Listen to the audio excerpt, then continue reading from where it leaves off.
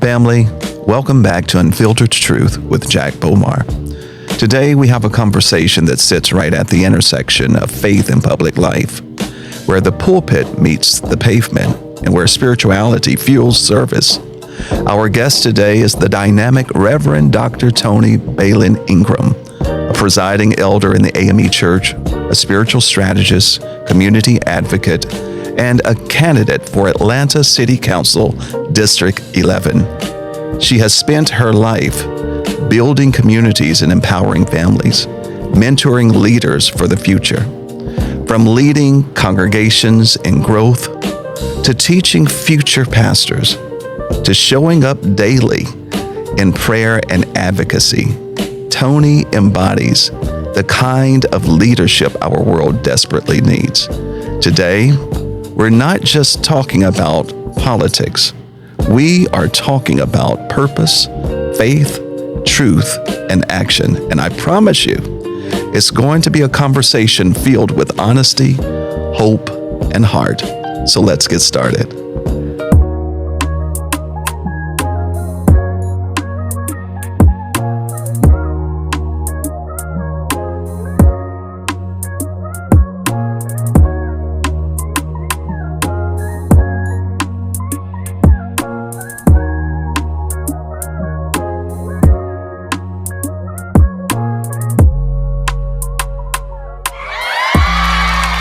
Welcome to the show. Thank you so much. I'm so honored to be here. Well, thank you for joining me and joining us. It's exciting to have you here. I've been in awe of the work that you've been doing and excited to have this conversation with you. Well, thank you. Thank you. It's mutual.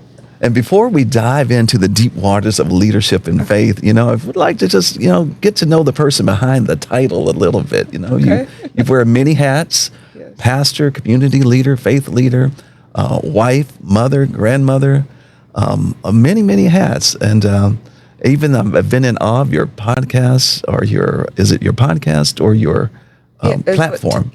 Tuesdays with Toni. Tuesdays with Toni. I tune in every Tuesday. I really do. So I'm really excited. But I'm just curious, what's something that most people don't know about you that makes you smile or laugh?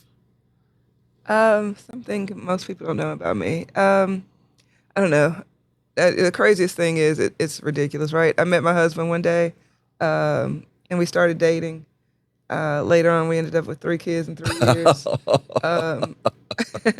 And so we still enjoy each other's company. Oh, wow. It took a long time to get to be able to enjoy each other's company all the time, but we're still able to laugh and enjoy our family and love on them. Oh, that's and beautiful. Love us. That's tremendous in this day and time It is, to hear it that. is, it is. Especially for an individual like yourself that's a leader in the community and in the faith community. And you can only imagine the demands that's often placed on relationships. Yeah. So that's, did you? No, I was just going to say, I recognize my parents believed in scaffolding, right? Making sure that you had what you needed. And so they led by that, and they taught us that. And so I think it's also easy to be in relationship with our family because we recognize that at some point all of us are going to need some help. I know. And our responsibility is just to fill in the gaps. That's a powerful, powerful insight. Thank you for sharing that. Of the many hats that you wear, even therapist and mentor, which role has surprised you most?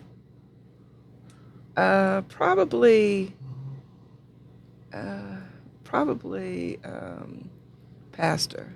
Pastor, really? Yeah. And mainly because I treated pastoring like I did parenting. Because the same thing, for me, it's all about being in a relationship, and how to be in a relationship with people matters to how they're able to live out their lives. And so my relationship with God in terms of creating a family, not just my own blood family, right, but for the family that the kingdom is. And so when I pastor, I felt like the folks I'm pastoring are my family, and I got to treat them like that. Wow. That's a powerful insight there. Yeah. And so in all that you do, how do you stay grounded? grounded in your joy and grounded in faith and doing your Toni on Tuesdays with Toni. Yeah. And you're always doing it with a smile. Well, there's so much fun stuff going on in the world, even in the midst of all Hey. the craziness, right? Tell us about it now. Yeah, but there's still so much fun stuff going on in the world. And so it's just really prayer and sleep. I go to bed early. So I really go to bed. My goal is to be in the bed by 9. Okay. Sometimes I don't get there till 10. Okay. I'm not responsible for anything I say after 8:30. But Your brain cells start shutting down. I don't know what I'm talking about. But first thing in the morning, I'm thriving. And so it is getting enough rest and trusting and believing that what God has for me is better than anything I could have for myself. Wow. And I recognize that just in prayer. One day, a long time ago, I was in despair, and I sat down. I probably fell down at my bed, and I just cried out, and the Lord answered me, and that was probably probably 20 years ago, and when the Lord answered me, the Lord said, "I've always been right here," and I was like, "Shoot, I've been struggling for no reason," Wow. and so at that moment, I knew that all I had to do was connect. And so daily, I try to connect. What does that connection process look like for you? So I get up, I read, be quiet, and I just listen. Sometimes it's in one particular place, but generally, I try to recognize that everywhere I am, the Lord is. At one point, I was trying to make sure it was like in this one place all the time, and that's where I could connect to the Lord. But then when I recognized if I was not in that one place, I was still scattered. And I knew that I needed to recognize that God is everywhere that I am, that God goes before me and behind me. Reverend Cecilia Williams Bryant used to talk about God is, right? God is before us, behind us, above us, below us, and on every side. And so if that's the point, and God goes before us, right? If that's the point, then wherever I am, I can still myself enough to talk to the Lord. Yeah, so.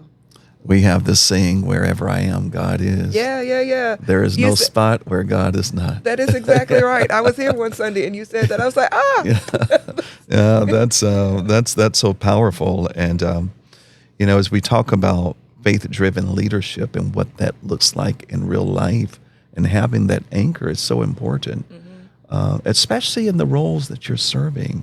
Right. And for those who are seeking to serve in leadership roles, there has to be an anchor. It has to be. And without it, it's just like the roots that keeps the tree sturdy. How has your faith shaped your approach to leadership, both in the church and in the community?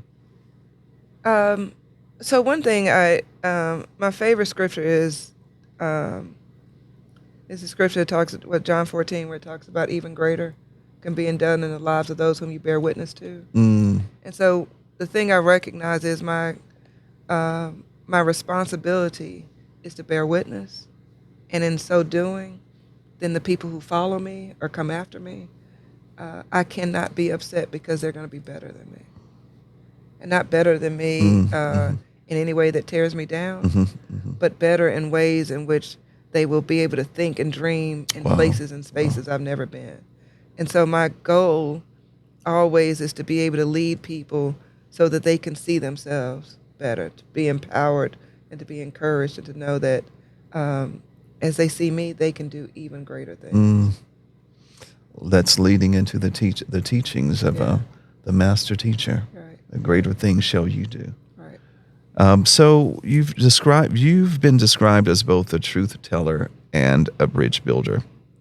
How do you hold those two together in times of tension?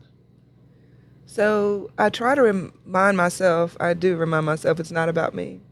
So when people have issues about something I say, or something I've done, or where I've been, or what I'm telling them, I recognize it's not about me. And all of us, and so one of the reasons I got a degree in therapy was because as a pastor and a presiding elder, And as a daughter to aging parents who at that time were sick, and to a mom of millennials who know more than God, and and wife, I had to recognize that everything people did and said was not about me, right? And so in doing that, then I can tell them what the truth is, and not be upset about the fact that they're going to be upset about it. And I'm just telling you, this is just the way it is. Mm. You know. It reminds me of the book, the Four Agreements by, I think it's Miguel Ruiz. Yeah. And he talks about one of the agreements, don't take anything personal. Right. Right. Because it's not about us, really. Right. Not at all. Yeah, but that's easier said than done at times, right? Oh, it is. It is. But I mean, at the same time, though, right? We could always think about everything that goes on with us has to deal with the systemic things that we have ourselves dealt with, right? And so, if I recognize, for me, it is what it means to be a black woman in America, right? A wife and a mom. But at the same time, for somebody else, it is what it is to be them, and everything that they dealt with that I have no clue about. Wow. That's a great insight. Yeah. So you have served faith communities, you've served the pulpit, you've served on boards, and now you're stepping into politics. And Yeah, what inspired you to step from the pulpit to policy? Well, we just got to know this. That's not it. That doesn't come. A flesh and blood cannot rebuild that to a person like yourself. Yeah. I mean, on some level, right? The pulpit is policy, Yeah, you got a point. right? Yeah. Jesus speaks about what is right Mm. and what is righteous, and talks about what the law is and how we operate in the law. And so one day at home, like after COVID happened, not COVID, after this last election, a bunch of friends started getting together, and we needed safe space to be, right? And so we're sitting around the table weekly. We're preparing meals and sitting and chilling and talking, and so one friend, Trey, was like, said to me, Toni, Marcy Overstreet, our current council person, is running for president. You should run for that seat. And I heard the Lord speak and say, yes, this is what I have for you. And so I was like, oh, okay, let's try it and see what happens. And so here we are. Had you had, I guess, aspirations for politics prior to that? So years ago, I did. When I Really? years. I mean, like forever ago, before ministry, I wanted to do city council, and it was really because I wanted sidewalks on my street, and I couldn't get them. And my council person at the time was like, "You're the youngest. Y'all are the only people with kids on the street. Nobody else wants sidewalks." Literally. And I was so annoyed. And so I'm talking to people. I was like, how do you change this? And so you got to be in office. Well, he was, a living legend. There was no way for me to even, I didn't even think about running against him, right? And then fast forward, here's the time. And then, I got little kids. I got marriage. I went to school. I became, so, it's like the right time happens. And I think this is the right time. What are some of the issues that you see facing our community, especially in Atlanta, here in District 11? I know one of the real issues is we've not been prioritized as a community. Our streets, what did it take for we're right here in the middle of your church, right? Camilton Road. People need to get to work. MARTA does not run frequently enough. There are opportunities that the city we have voted for. Camilton Road, TAD, other things that have just not happened. We have not been prioritized. So there are things that we've voted that should happen here, but we've relinquished our power somewhere else. Wow. And so how do we prioritize us? And so I think that's the thing. There are all sorts of phenomenal programs going on in Atlanta. But we just need the money to come over here so that it could happen for us. I'm sure you're getting a lot of amens on that. It did take a very long time to even get our streets paved. We're so very thankful and grateful Yeah. for what we have today, but it did take a lot. Yeah. I mean, and we need clean water. The infrastructure needs to be right. The utilities need to be right. There's so many things that need to happen for us. So, if or when you are elected, what are the top 2 or 3 priorities that you're most passionate about bringing to the city council? So the rights of people, right? So we have MPUs. Mm-hmm. I said an MPU meeting last night, and it went really well. It was 2 hours, but it went really well, right? And everybody should know what their rights are with regard to the city. So things that are voted on, Mm-hmm. and we're just trying to wonder why things happen. You have a right and a responsibility, right? That you show up at the meetings that dictate that somebody's going to put a gas station, or that somebody's going to put a liquor store, or another CBD store is coming, right? You have the responsibility for yourself, not just to sit and wait. And so one of the things I want to do is to ensure that things are communicated in a manner in which everybody can hear it and everybody can see it, right? So the information goes out, but do you get it? And is it accessible to you in the way in which you want? So I think that's one of the things. The other thing is the rights of all people, but also that we care for people. Okay. People who are unhoused, the numbers of people in Atlanta that are unhoused shows a strong disdain for humanity. We need wraparound services that we're responsible for. We need mental health care.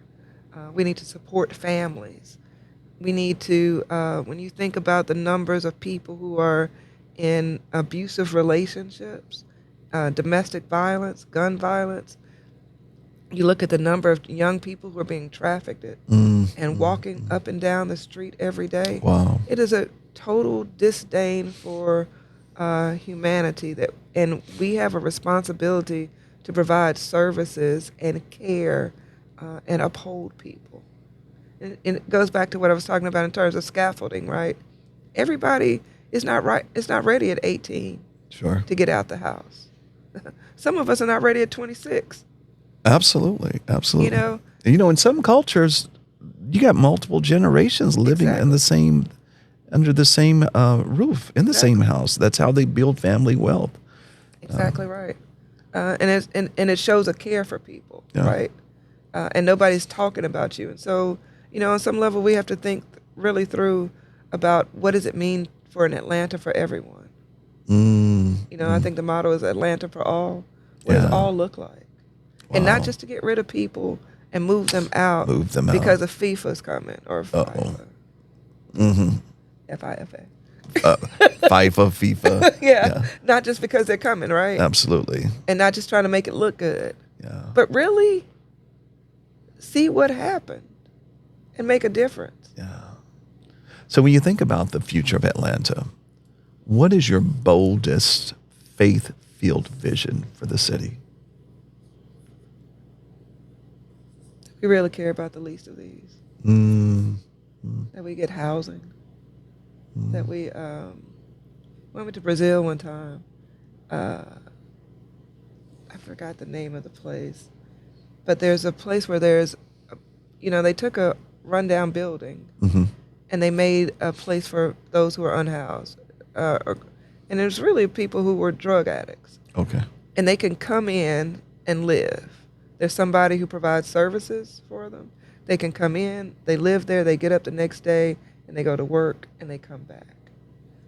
And the city provides for that and takes care of them until they can take care of themselves. Wow. And I think we've got to get away from we don't care, that everybody has to be responsible for themselves, right? Yeah. So, I mean, and you got to recognize it's going to get worse, right? When you lay off 300 some thousand black women and you reduce Uh, SNAP benefits and you're trying to get rid of health care, the numbers of people and evictions can go now from 3 to 7 days, mm, right? The numbers of people who are going to be struggling and on the streets, it's going to wow. be, and so I guess my big audacious um, um, believing in miracles to Mm, happen would be that we would care wow. enough to really, honestly, truly live out what it is that we say we believe. Yeah. Because when we truly care, Yeah. We it's act like reflected in our actions, exactly. It's reflected in our policies. in our policies, oh, Yeah. and what the legislations and things that Yeah. we pass. Right. Um, Right. so for those of our young listeners, young adults who are listening and feeling disconnected from both the church and politics, what would you say to them today? And not just young adults and young people, but people, period, who are just feeling disconnected with the church and politics. What would you say to them today? I probably would just listen, right? Because I think they've heard enough. Mm, I think I would just listen to what the concern is, and then um, be able to tell them that what, and then ask them what they've seen and what their need is and what went wrong. And then how do they see that it could be better and what they would want for it to be better, what would make it better for them. And then encourage and support them in making that change that they need to see. mm, mm, mm. Right? So, if the problem is that we don't have that nobody that is seemingly that nobody cares. Mm-hmm. When I was pastoring, the adults used to say to me, "We need you to get our kids back." Mm. And I'd go talk to the kids, and they were like, "Oh yeah, we'd love to come here with you." It's our parents we don't want to be bothered with. Oh, wow. It's the people Wow. sitting in the pews they And don't want to be bothered with, right? the And so, and so, and they're like, nobody wanted them to be in charge. I gave them the opportunity to be over church anniversary. mm. Yeah. Oh. And then I stood in the middle of them and the seniors and their parents and all the people, right? I gave them the opportunity. I supported them in it. And I stood in the gap and made sure nobody bothered them. Wow. And then when people did bother them, I had a conversation with them or mediated the conversation, right? Because everybody's voice is valid to them, right? Yeah. And everybody needs to be heard. And so then how do we hold those things in tension and not disagree, not be disagreeable? Yeah. And so my responsibility is to stand in the gap and to advocate on both sides and to make sure that people know that they're being heard. So I guess for young people, I'd say I'm going to stand with and for you and uphold you and encourage you. Those are powerful words, powerful insight. So what is the one truth that you believe that our community and our nation most need to hear today? With all that's going on in our society, all that's going on in the nation, what is the one truth that you believe that people need to hear? You're not going it alone. That God is a present help. Mm-hmm. And these are definitely times of trouble, right? And that God sends help. That God is right now knowing and seeing and hearing and advocating. And even when we don't see it or feel it, it's happening. Mm-hmm. And sometimes we just need to be still and to wait. Uh-oh. Uh-oh, you got to lean into that a little bit. Yeah. Be still and wait. You didn't just say be still. You said be still and wait.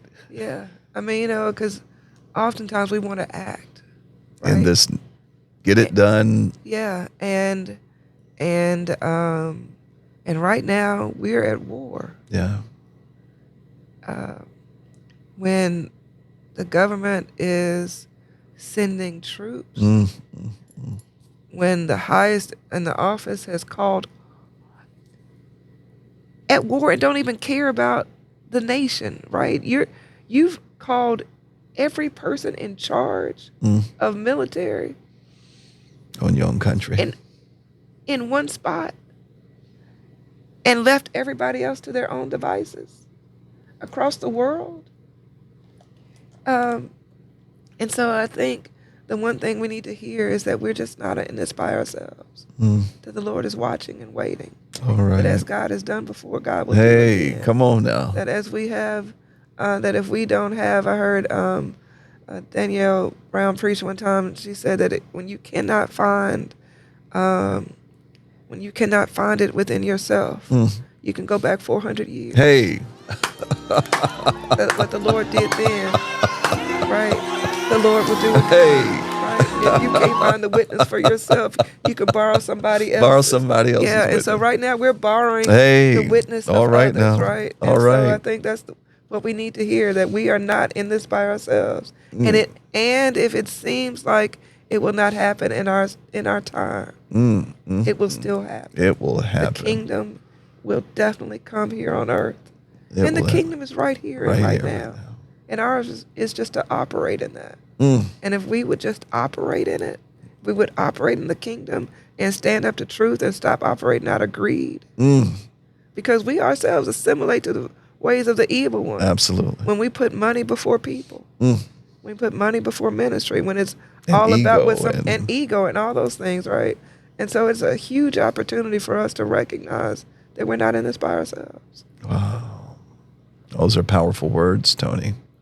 Powerful words. So when it's all said and done, your work, your ministry, your public service, what do you hope people will say you stood for? For them. For good. Yeah. And also for them, right? That they would be better. That they would have an opportunity. That I stood in the gap for them. And that they, and in so doing, I inspired them to stand in the gap for somebody else. Wow. That's a powerful legacy. Yeah. So before we close, just a few fun questions to leave us smiling. We call these the quick lightning round. All right. Coffee or tea? Coffee. Your favorite gospel song right now? The goodness of God. Uh-oh. Hey, CC1. Yeah. All right now. Yeah. The best advice you ever received in one sentence?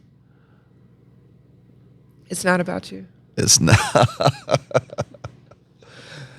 And what do you want those who are tuning in, where can they find you and learn more about your policies as people are approaching the polls, going to the polls to vote?